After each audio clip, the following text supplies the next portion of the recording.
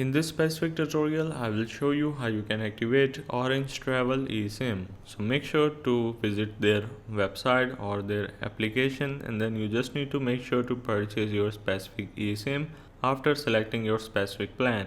Now let's say you have selected this holiday plan, you just need to click on the buy, and after completing the purchase process, you will gonna receive a specific QR code that you just need to scan with your mobile device. So make sure to scan it by opening up your device settings, or you can also do it from the camera app directly, and your device will going to detect that it's the Orange Travel eSIM that you want to install. So simply click on it and follow the on-screen instructions.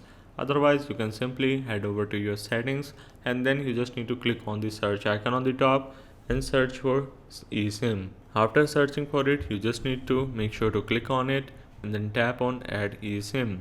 If you haven't enabled your eSIM, make sure to enable and then tap on next on the bottom right. And now simply scan the QR code that you have received from Orange Travel. After scanning the QR code, you just need to click on the download on the bottom right. After downloading, you still have to enable your eSIM, otherwise it is not going to work. So make sure to click on the three dots and then tap on enable.